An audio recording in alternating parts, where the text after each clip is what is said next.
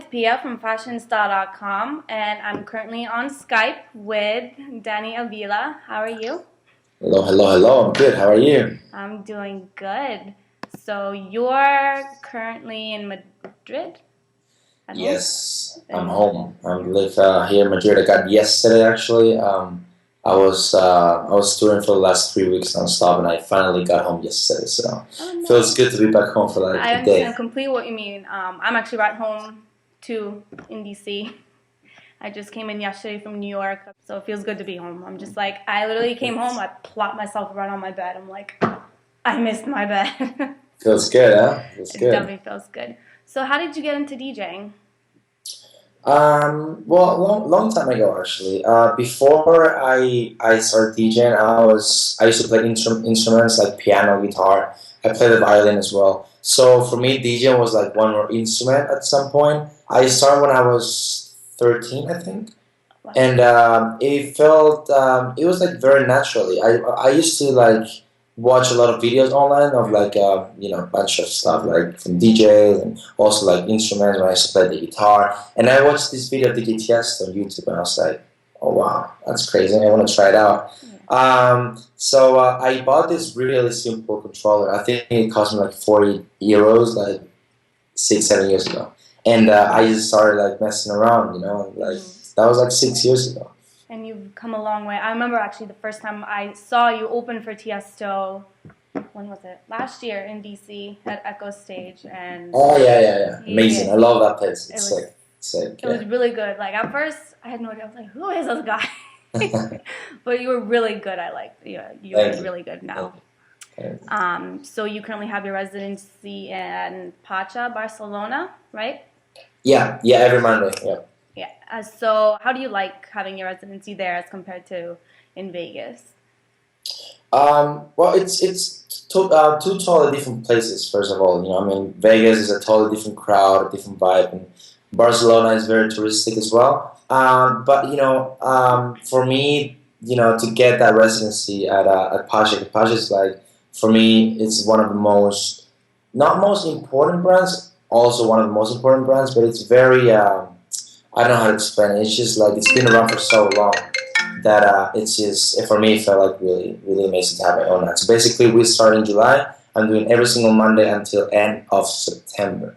And honestly, like every Monday kept getting better and better. Like this year, like last Monday, like yeah, it was insane. Like like normal people could get in. Like it was crazy. I played together with Tujamo, and it was real cool. It's sick. I know, because we have a Pacha club in New York City as well, and it's crazy to say the least over there. But obviously it's New York, so there's like never a dull moment over there. So I can I definitely know. imagine I've played Pacha New York a lot of times actually. Oh, really? I love it there. I love it there. It's amazing. Yeah. Really? Would you? Yeah. It's actually very different. Pacha New York is very different from Pacha Barcelona. Right. No, I can imagine. Like it's whole different. And I'm Yeah. really jealous. I've always wanted to go to Barcelona. It looks so gorgeous over there. I'm just like, Yeah, definitely. I had one of my friends go for vacation over there last year, and I was seeing her Instagram pictures and everything. I'm just like, I hate you. So what is the whole more concept all about? I know I was recently watching your promo video about it. Can you explain more about that, and like how is it different from all the shows that you've done in the past? Yeah, of course. Well, basically, the idea of more, I came out with the idea like about a year and a half ago. Basically, I've been DJing for I mean quite a long time, let's say, and I've seen the transition between a lot of different genres, and I've seen like the whole explosion of EDM, and I've seen how everything happened. When I started playing small shows in Spain, and then I got a small residency in Ibiza. I used to play more techie, a little bit more deep house kind of stuff. And when Tiesto brought me with him, like on tour, and I had to open for him as well, my sound, I changed a little bit, so I had to play a little bit more intense. So I consider myself a very open-minded person, a very open-minded guy, and I've played, I've learned from so many different genres that, one day I was like, I think there's something missing right now. At some point it's really cool to play this 1 hour, 90-minute set at all these big festivals and just kill it and people go crazy. It's a lot of fun and I love it. But also I think the club feeling at some point, and that what we were doing, like 3, 4, 5, 6 years ago, whatever, playing like longer sets, 4 hours, 3 hours, 5 hours, and playing a bit of different music. I thought that was missing, so I was like, I'm gonna try to create something to bring that back a little bit.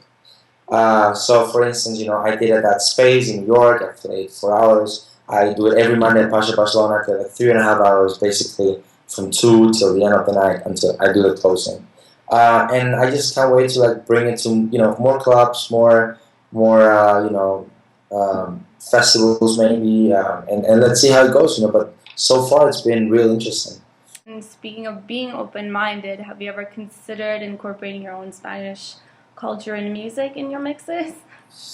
I think you have to be a little careful with that because it's really I don't know how to explain it that well, and I think I don't wanna say it wrong. It can be either really cool doing something with like a Spanish vocal or like an old Spanish sample, or you can go to the total extreme, like to the other. How can I say, to the other side? Like it's there's no like a middle point in my opinion. So, but yeah, I've thought about it, and maybe one day I'll do it. There's some projects or songs or any album that are coming out that fans can look forward to? Well, it's a little early to talk about album. I've thought about it, and it's definitely on my to-do list, and I really want to do it. But I think it's a little early right now. It takes a lot of time, and right now it's not my priority. But definitely, constantly working on music. My next release is on Spinning Records on September 7th. It's a collaboration with Tujamo. It's called Cream. Actually, it was funny because the other day I was checking my my projects on my computer. I started the track October 2014.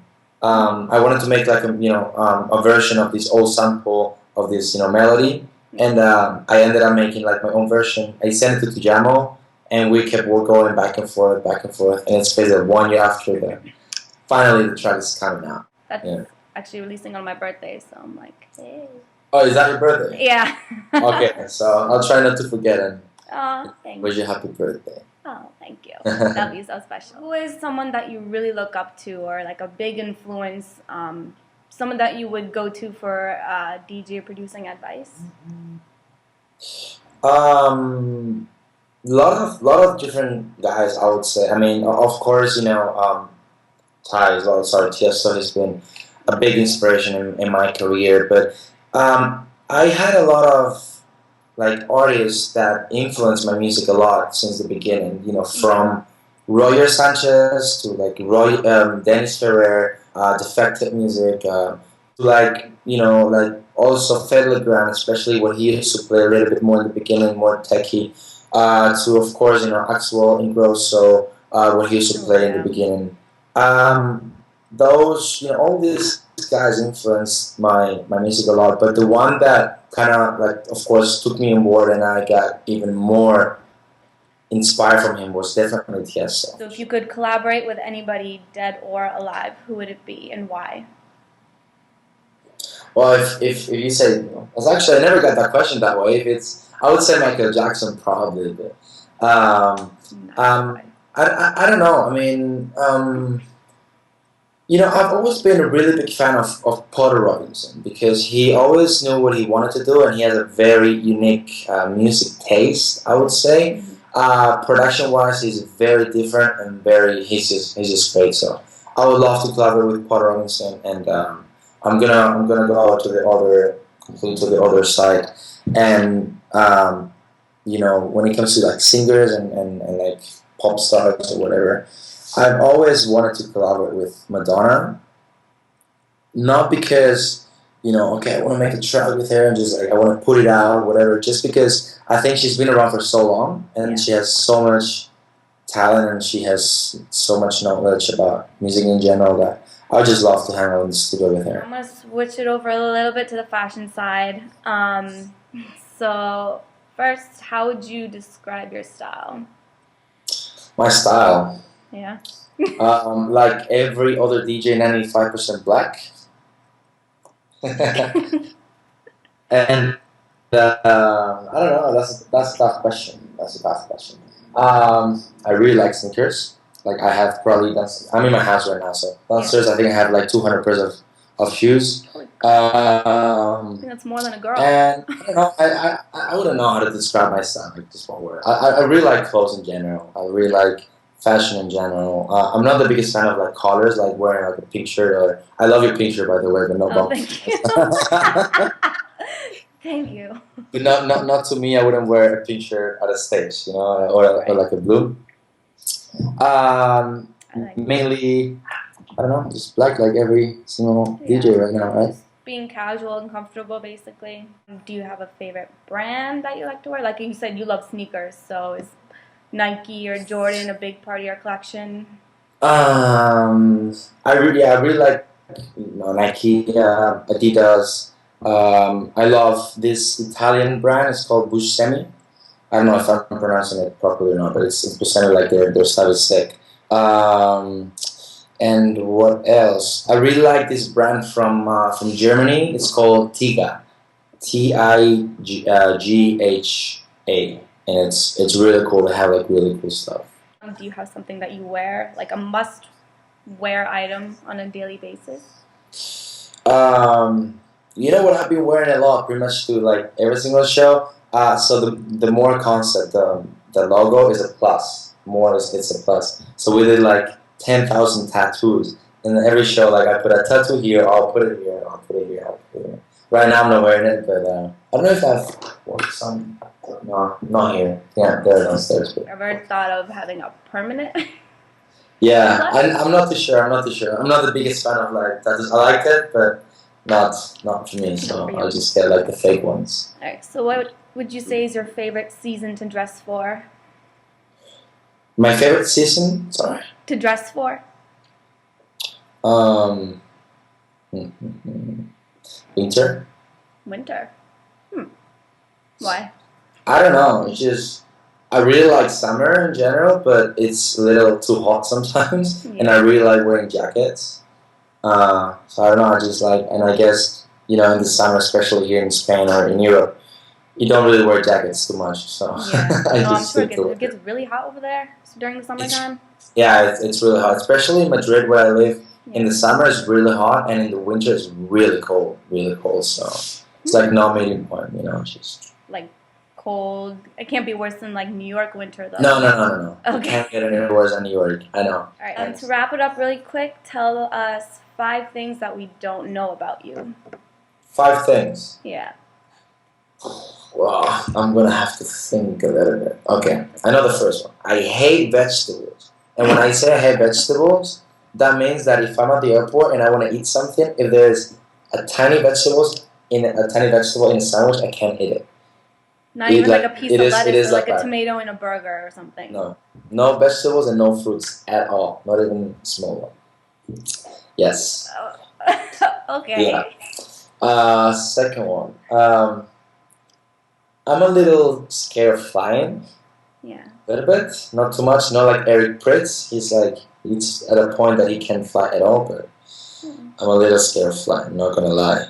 Yeah. Okay, if someone shows up at one of my shows with a brownie, I will probably marry that person because brownie is my favorite thing ever. Those are 3. Yeah.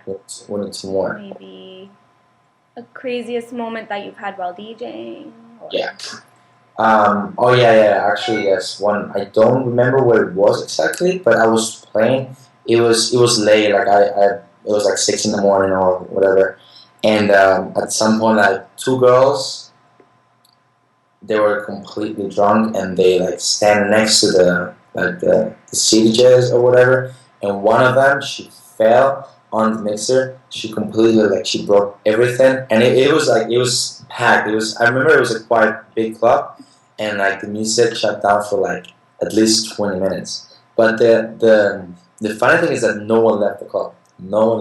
Yeah. So like everyone was like, like what's going on? They just brought another mixer, and I kept playing. Oh wow. So like between the 20 minutes, what did you do? Like I was just laughing, to be honest. I thought it was, I mean, she was fine. She was just like really wasted. I just thought it was funny. Yeah, I'll never forget that. And also, let me think. Oh yeah, I just remember because I have my phone here. I lose my phone like every 3-4 weeks. So whenever I go to Apple Store, I'm like their VIP member because I don't think there's someone else that goes more often than I do to Apple Store.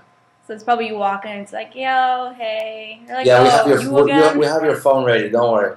You just, you just pay in the end of the year like 12. That's it. Oh my god. If I lost my phone, my mom would kick my ass. Alright, well that just about wraps it up. Thank you guys for tuning in. If you like what you saw, please hit that subscribe button, thumbs up, and leave a comment below on who you would like to see next. Until next time, bye.